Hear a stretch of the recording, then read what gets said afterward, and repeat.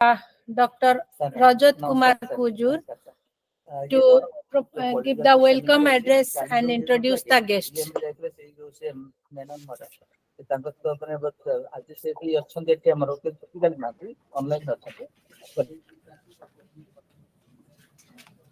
Esteemed President of the session and our very own Chairman PG Council and also the Head of the Department, Professor Sanjukta Das Madam, most revered Chief Guest, Professor Bidhubhushan Misra Sir, Honorable Vice Chancellor, esteemed Guest of Honor, Dr. Ruparaj Sahu Sir, Registrar Sambalpur University, our Chief Speaker, Professor Nivedita Menon, my colleagues from the department, academicians from within and outside the university, invited guests, representatives from press and media, research scholars, and my dear students.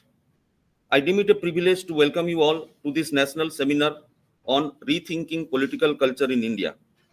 This is a signature event of our department, and this time we are showcasing it in a time when the whole country is gearing up to participate in the greatest democratic festival, that is the general elections 2024.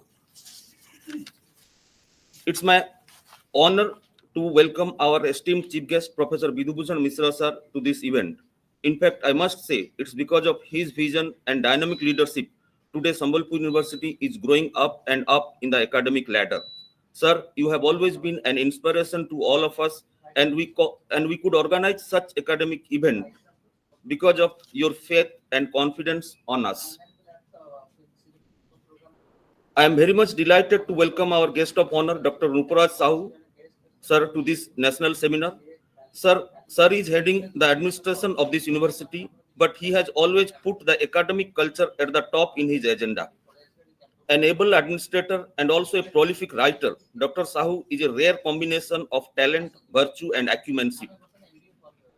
Now I am thrilled to welcome the person of the moment, our esteemed chief speaker, Professor Nivedita Menon, Madam. I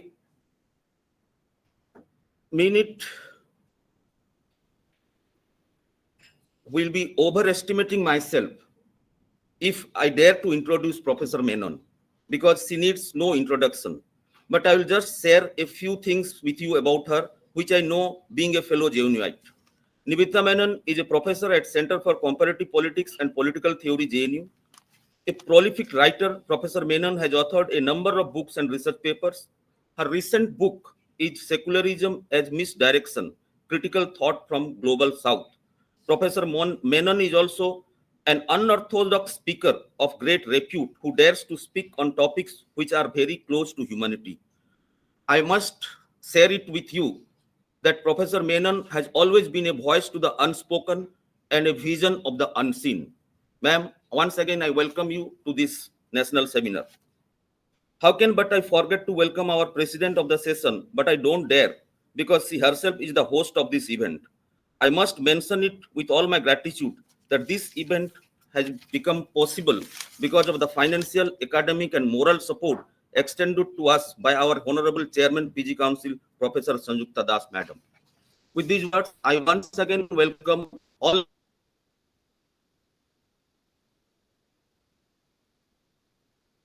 to this 2 days academic sojourn of the national seminar being organized. Thank you very much, the president of this event, Professor Sanjukta Das. Respected the chief guest of this event, Professor Bidhubhushan Mishra, the Honorable Vice Chancellor of Sambalpur University, the Registrar of this university, Dr. Ruparaj Sahu, and my colleagues, Dr. Roshni Khujur is the director of this event, and Dr. Rajat Kumar Khujur is the organizing secretary of this event. So my job is to spell out the theme of this seminar. The title of this seminar is Rethinking Political Culture in India. I mean, we must think and rethink political culture because we need to discover the better political system or best political system. So political system is the very goal of understanding the political culture. So political culture, basically it is defined as a set of attitude, belief, sentiment, which gives order and meaning to a political process and which provide the underlying assumptions and rules that govern the political behavior in a political system. So it is basically a psychological orientation towards self, towards society, towards the state. And this psychological orientation can be of three kinds of orientation, that is cognitive orientation, affective orientation, and evaluative orientation. Cognitive orientation is all about how much you know about self, about society, about the political system or state.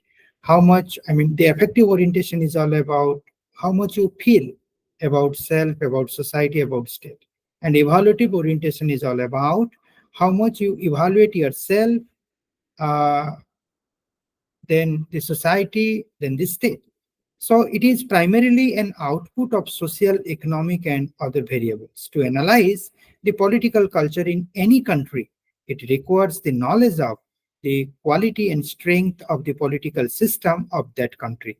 Knowledge is required about the direction in which the wheels of political system revolves and about the psychology and dynamics of political development that pours in. To understand Indian political culture today, it is essential to understand the changing dimension of values like nationalism, secularism, democracy, and socialism on one hand, and major challenges to a balanced Indian political culture on the other. This seminar, Rethinking Political Culture in India, will provide us a scope to understand the changing dimensions of values and emerging challenges to a balanced Indian political culture, and thereby this seminar will contribute towards the emergence of a better political system for the good life of all. So thank you very much. Thank you all the dignitaries on the dais and off the dais, and over to Professor Das.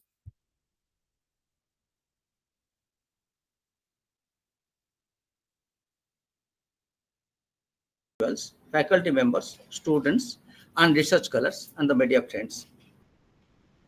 Really, it's a great topic that has been chosen by the Department of Political Science and Public Administration to talk about the political system and the governance of a state in the contemporary world.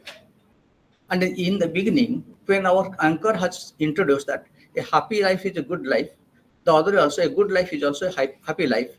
To start with this concept of happiness and the prosperity of any state, it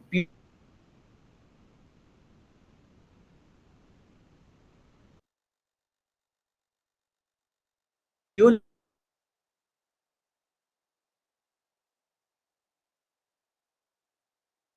dependent on the political system and the governance of the state.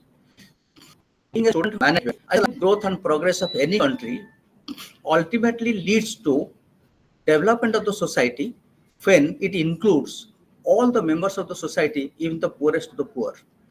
And the most important part is when the benefits of economic development populates down to the last, then only the society can think of becoming developed and prosperous.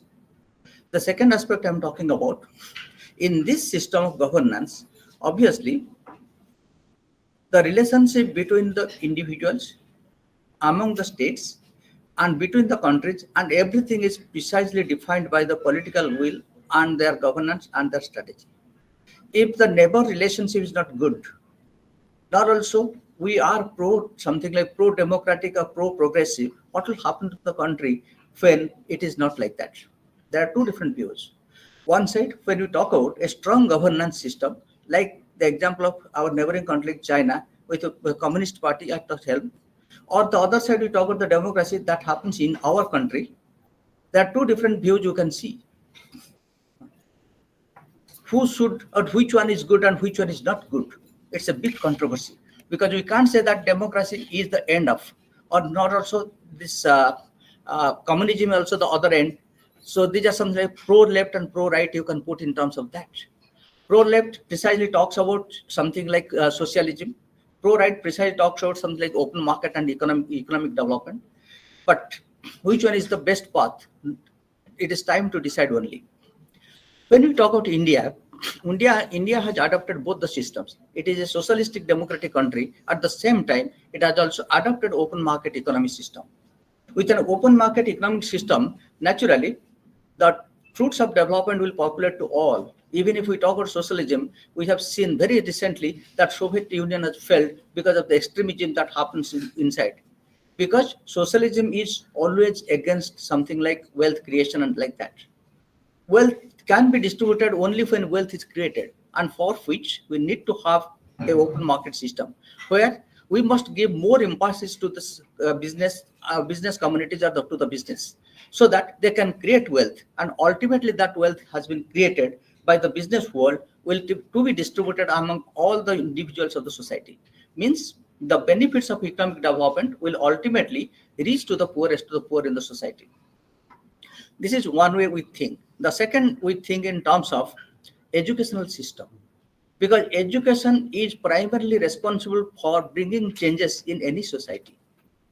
If the citizens of the country are becoming educated, they can understand what the reality is, and when people are becoming educated, naturally they can see different paths of development, and they can adopt them, so that the country, they themselves will grow, so also the society will grow, and the country at the last will definitely grow. So we talk about an education system which is, again, the two different views are coming in this way. Which type of education system we are focusing on? Like when India was under this colonial regime, naturally the focus was more on creating some clerks who will support the British Empire and other things up to their business. But after that, we have drastically changed our education system, and recently the new education policy is a way forward, which precisely focuses on making people something like skillful rather than simply learned. So when people are becoming skillful, obviously they will use that skill for their own livelihood as well as for the economic development of the country. But the question comes, are we really ready to adopt a global educational system which is more focusing on something like technology or something more on skill development rather than focusing on the degree creation? So this is also another aspect to be thought of in that sense. Maybe there are several different aspects. My friends from this particular fraternity, that is political science and public administration, they'll throw more lights, and I wish this two-day national seminar will be a great success, and it will have so many maybe intellectual discourse, and that will bring new lights, and definitely it will help the country to grow and have a better governance system. Thank you everybody for giving me the opportunity. So thank you, sir. Thank you very much. Now I request our registrar, Dr. Mukura Sau, to address the gathering.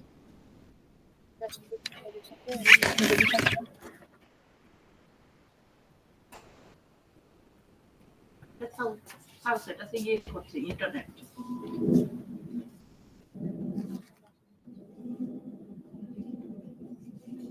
Sound problem create করছে।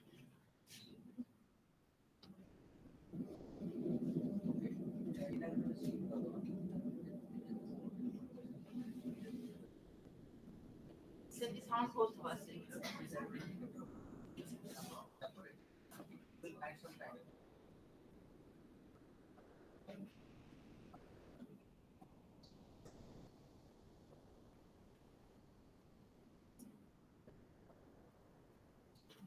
Respected Chairman of this meeting and Chairman PG Council, Madam Professor Sanjukta Das, the Chief Guest of the occasion, Professor Vidubhushan Mishra, the Vice Chancellor of our university, the Director of this seminar, Dr. Rosni Kujur, the convener, the organizing secretary, the veteran professor sitting off the dais, research scholars, teachers and students. Somewhere or other we are getting a little bit disturbed, and the seminar is not progressing perhaps the way it should. A little bit disturbance is there from inside and from outside. So anyway, we have to go with the situation. The topic that I have kept for discussion today is rethinking political culture in India. It's a very vast topic, no doubt, and the scope of the topic is very large.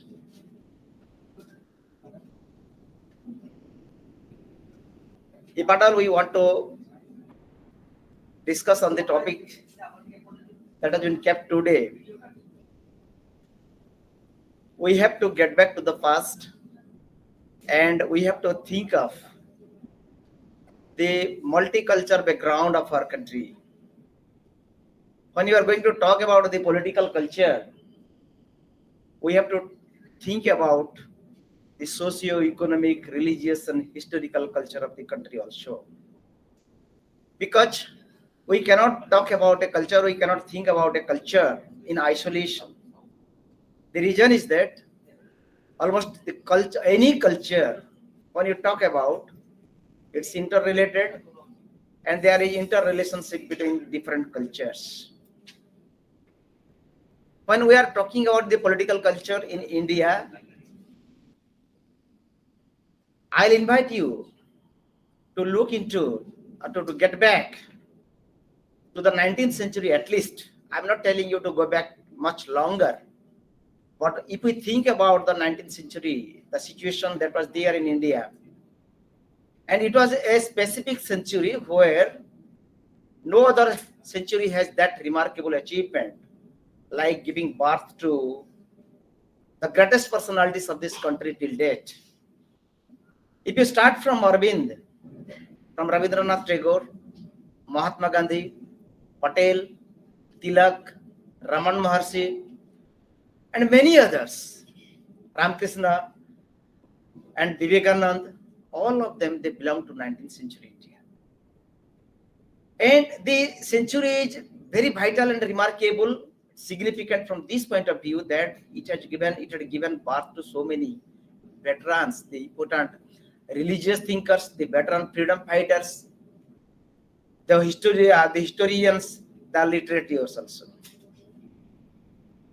So when we are thinking about this political culture, we have to take it for granted that what was the background, what was the scenario during 18th, 19th century or after pre-colonialism situation and after post-independence. We have to compare the situation before and after independence. I'm telling you that it is in the year 1896, Mark Twain, along with John Starchy, the official speaker, the official spokesperson of the Britishers, both of them had given a statement regarding the unity of India and integrity of India. And what was that? They had forecasted, they had foretold that India cannot be an integrated nation. It was the statement both by John Starchy and Mark Twain. What is the reason? No, the diversity that is involved in India, the multivarious cultures that is there in India, the differences in languages that is there in India, it is not possible on the part of India to be unified one, to be an integrated one. That was the remarks made by both these Britishers, both these philosophers. But if at all we come to 20th century, that is when the 19th century started, actually 19th century ended, we see that different movements, different struggles, different activities, different works taken up by the people of India that paved the way to a unified India. And we took acceleration, we took faster speed in reaching out our goals. And what are those things? If we think of, let me remind you of two incidents which are mainly responsible, significantly responsible for making India a unified and integrated one. And those two incidents are, one is which happened in 1927, and it was caused by Dr. Ambedkar, Bhimrao Ambedkar, And the second incident was the Dandi March by Mahatma Gandhi, the Salt Satyagraha that took place in 1930. These two incidents are significantly responsible to pave the way for a unified India. Because the situation that was there, the grimy situation, is quite grim, quite bleak. And our forefathers had to make it brighter by paving the ways which were working as the impediments and obstacles for the freedom struggle or for the liberation movement that took place in India. In 1927, a very significant happened in Maharashtra, in a place called Mahad, where Ambedkar gathered 10,000 Dalits people who belonged to depressed class, suppressed class, who were untouchables by that time. And you can imagine in the year 1927, 100 years ago, the person like Ambedkar could gather 10,000 people in a specific place called Mahad in Maharashtra. And what was the reason? To protest against the untouchability. That was the greatest movement that started there. It was rather a revolution started by Ambedkar. And do you know what are the consequences that took place by the time? The reason, the significant incident that took place, that 10,000 people gathered there, the suppressed, depressed, and the Dalit community people, and they wanted to protest. There was discussions, there were deliberations, and they just wanted to drink the water from a pond near Chodwar, not in Odisha, that is in Maharashtra. A big pond was there, and after the discussions, they went to the pond, all the people, and they touched the water. And the moment the message spread that the water of the pond has been touched by the Dalits, by the untouchables, there was very vehement protest from the touchable class of the society, from the general community of the society. The Brahmins of that time, the higher class people of that time, they gathered there with all sorts of weapons, and they wanted to protest the Dalits who had touched and held the water of the pond.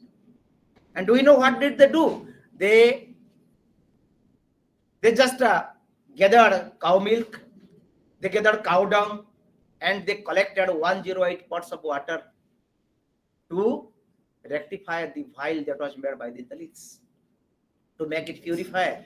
And the different worships took place, and they had to be dispersed to different places, the untouchables. It was a very big movement by that time, which brought awareness throughout the country, across the country, and which paved the movement for the Dalits.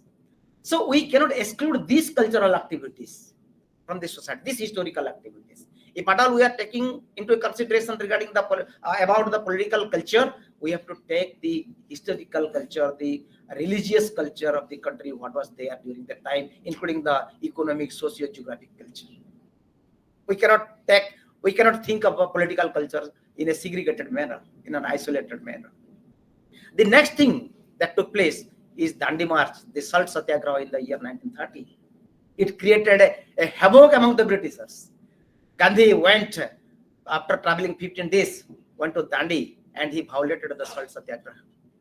He violated the Salt Restriction Act, and it created a momentum in the country, which paved again the way for liberation of the country.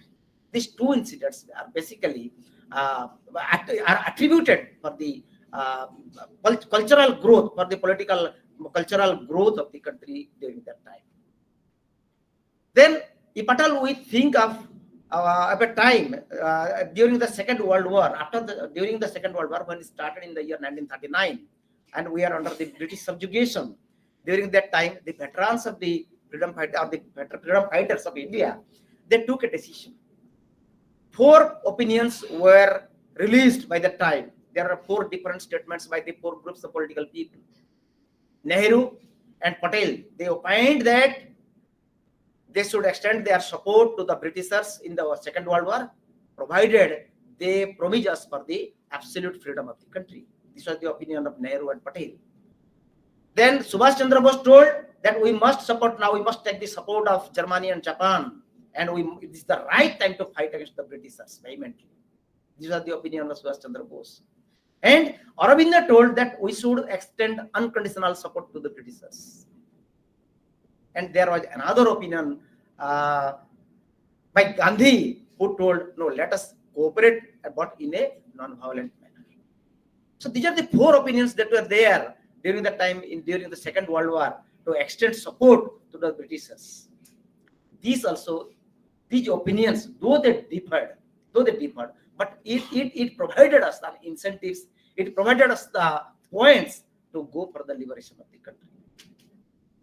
And religious, if you think from the religious point of view, certain incidents have taken place in India. If you think of the philosophy of Vivekananda and Ramakrishna, if you think of the literature of Rabindranath Tagore of that time, or their literature have also contributed to the political culture of India. In many pages of the history, in the literature, in the religious literature also, you will find that there is a significant touch regarding the cultural heritage of India, which have played very, very marvelous role in paving the way for our country to achieve independence.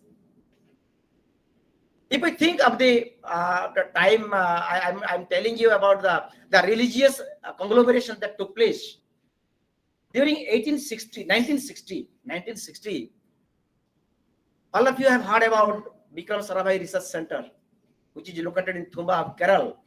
A space was required by that time to establish that space station, that space research center there. And Vikram Sarabhai, the veteran scientist by that time, he approached the Kerala government to provide them a space.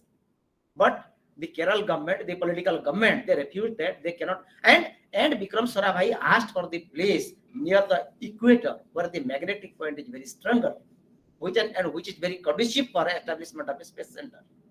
But the Kerala government refused.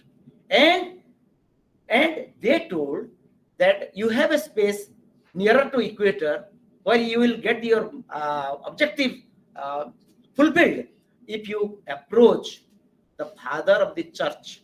But there was a church situated there, a very, very big church, and Reverend Peter Bernard was the father by the time, and Vikram Sarabhai was requested by the government of Kerala to approach Reverend Peter, the father of during that time, because there was a big church there are church offices there are habitations there, and Vikram Sarabhai approached in a very Saturday evening to the father of the church and requested him to establish the space center near the church. But for that reason, the church has to be evacuated. The habitations, the offices related to Christian religion had to be evacuated. And the father was so nice that he told Vikram Sarabhai to come tomorrow morning on a Monday, on a Sunday, when the church prayer will be going on. And Sarabhai did accordingly, and he came the next morning to Peter Reverend, and he approached there. Do you know, the father of that church, he called Vikram Sarabhai to the dais. And without giving any indication to the people who had gathered there to listen to the Bibles and the chantings, the father addressed them that now I have with me the greatest scientist of the present scenario, Vikram Sarabhai, who is interested to take our church and this locality to establish a research center here. It was a big surprise, but he told that science is now the utmost helpful thing for us. Science is progressing, taking us to a different progressive world. And science is the cause behind all our technological advancement and everything. This was told by the father to the public gathered there.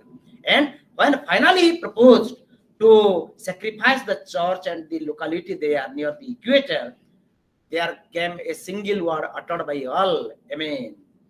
It was granted. And the people gathered there, they granted this, the place they wanted to sacrifice the church and everything for establishment of a space center there, which is now is known as the Vikram Sarabhai Space Research Center. So you can imagine why I told this, I gave you this example is that the reason is that there is always a complementary relationship between the religion, between the culture, between the heritage, while talking of anything, while discussing anything in our country. So when we are talking about the political culture, we must take into consideration the different aspects that were there. Our country, you know that it is federal structure, but unitarian spirit. All of you know that. It's federal in structure only, but we are unitarian spirit. 2 surveys were conducted in order to identify the political culture of India. That the percentage of people lacking India, identifying with India, and the percentage of people not with India, these 2 surveys were made some years ago. And when the questions were asked to the people, who are you? 80% of the answers were, I am an Indian. I am an Indian. 20% and less people, they told that I am a Tamil, I am a Odia, I am a Punjabi or something like that. But maximum, and now also you ask the questions here, all of us will tell that we identify ourselves with India and we are Indians. So that is our culture, that is our identity, that is our integrity. There is a unifying correlating spirit intrinsically in our culture, which relates us to different cultures and languages. And 4 things that matters much while talking about culture is: 1 is caste, 2nd is religion, 3rd is language, and 4th is tribal society. These 4 sections, these 4 things, they matter much while we are talking of the different cultural activities of the country, cultural heritage of the country. So if you think, but for your kind information, you cannot say that there are no insurgent activities that did not take place in India. If you think of Punjab, Blue Star operations, if you think of Manipur, if you think of different border territories, there have been insurgent activities. There have been revolts to disintegrate India, but no evil force has been able to disintegrate us, because there is a unifying spirit that is there inside, which makes us integrated one. So when we are thinking about the political culture in India, let us think that the democracy that we are having today, whether our political democracy has transformed into a social democracy, whether there is the justice, equality, and liberty everywhere, whether the sovereign socialist democratic republic, this spirit is actually being followed. And the most significant and last thing that I want to tell you is that when we just enacted the preamble of the constitution, and we just gave ourselves the constitution, 2 words while starting the preamble, that we the people of India, and the last sentence of the preamble, that we give ourselves to enact. Anybody can help me to enact and give ourselves this constitution on the 26th day of 1949, something like that. So we started, we wrote, we formulated, and we gave ourselves the same constitution. So we are the owner, we are the master, we are the boss. So we must think of a time that the democracy travels into a social democracy, a human democracy, which provides us much significance, much indications about a empathetic culture in the coming page. So nothing more to speak. I wish that this seminar will be a grand success. I'm a little bit distant today, different regions, but I wish that the seminar becomes a very successful one, and all of you get good benefits out. Thank you, sir, for your enlightened and elaborate speech on Indian culture and specifically political culture. Esteemed Vice Chancellor Professor Vidubhushan Mishra, respected Registrar Dr. Nupraj Sahu, with me the Coordinator of Political Science Dr. Rosni Kujur, Dr. Rajat Kujur, Dr. Himanshu Mishra, and in front of me, Madam Sabita Tripathi, Professor S.P. Guru sir, Professor Patel sir, and other Professor Pradhan sir, and other invited guests, research scholars, and students of Sambalpur University, especially of the Political Science Department. I'm happy that Political Science Department has organized a national seminar on a very relevant topic for the department as well as for the university and the society. We live in a society.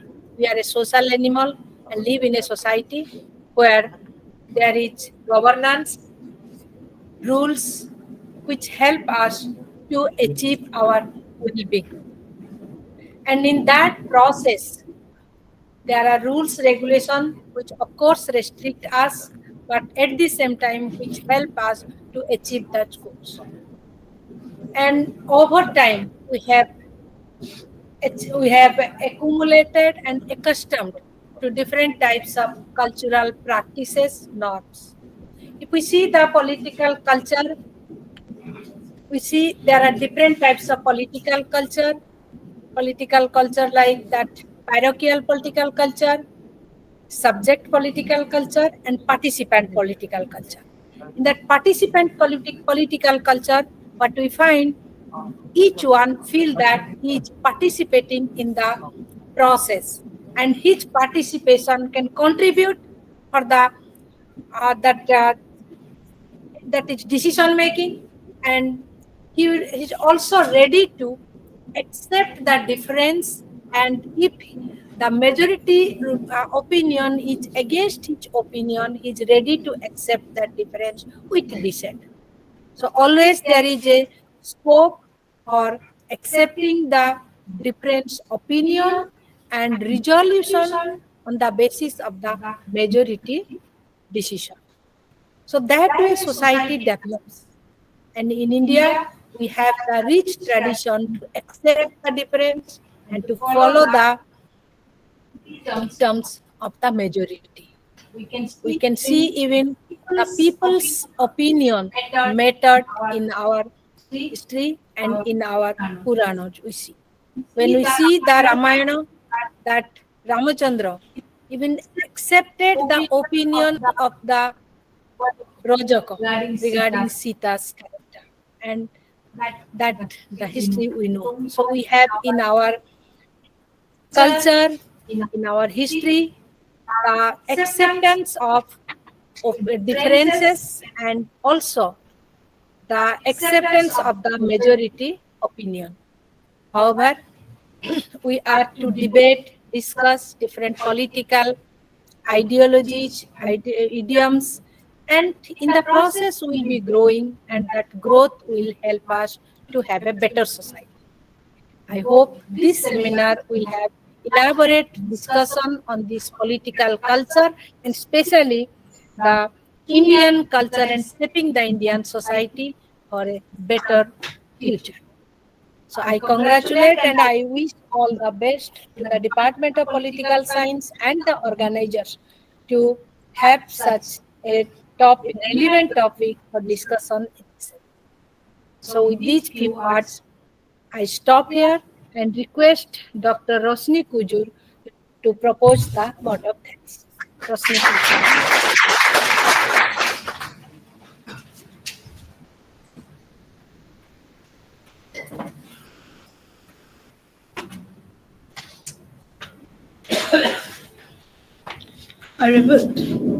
Honorable Chief Guest, Professor Bidubhushan Mishra, Honorable Vice Chancellor, Sambalpur University, our esteemed guest of honor, Dr. Nrupara Sahu, Registrar, Sambalpur University, President of this inaugural meeting, Professor Sanjukta Das, HOD and Chairman, PG Council, and the patron of this national seminar as funded by PG Council, Sambalpur University, our respected Chief Speaker, Professor Nivedita Menon, Center for Comparative Politics and Political Theory, School of International Studies, JNU, New Delhi, Dr. Himanshu Shekhar Mishra, convener of this seminar, Dr. Rajat Kumar Kujur, organizing secretary, esteemed dignitaries, delegates, faculty members, staffs, research scholars, students, personals from media, ladies and gentlemen.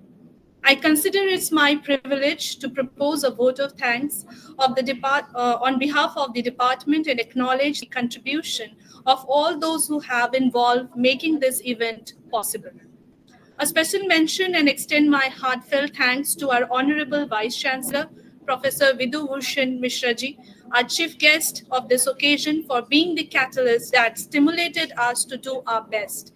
With a deep sense of appreciation, we thank you so much, sir, for your kind presence to grace this occasion. And we are really privileged to hear from your thoughts, and which has really enlightened our minds and encouraged us. I also want to express my sincere thanks to our guest of honor, Dr. Nrupara Sahu, sir, Register for your kind presence to grace this occasion. Sir, your presence has always added an extra spark to the event and made it even more special. So we are always inspired of your positive attitude and determination. We have been always fortunate to have a renowned personality like Professor Nivedita Menon. Madam, I extend a deep sense of gratitude for her presence and her significant presence with us to glorify this occasion. I extend my sincere thanks to Professor Sanjukta Das, Chairman PG Council, President of this national seminar, for her constant guidance and support system, always standing as a pillar of strength for successfully working and organizing the seminar by funding and even encouraging with her motivating words. I have been fortunate enough to be backed by a team of very proactive and dedicated colleagues, my Dr. Himanshu Shekhar Mishra and Rajat Kumar Kujur, who are well versed in their job. I thank them for their round-the-clock effort for this event. I would like to thank all the respective representatives who have blessed us with their kind presence. My generous thanks to the entire guests who has come from long distance for exchanging their knowledge and learning together. I must remark a proficient sense of gratefulness to my non-teaching staff, students, and scholars of my department who have put all their effort and capability round the clock for arranging this function and bring it successfully. Last but not the least, a big thank you to each one of you who have made this occasion memorable. We thank you for being with us, and it has remained a pronounced pleasure and restored in our memories. Thank you once all again. Have a good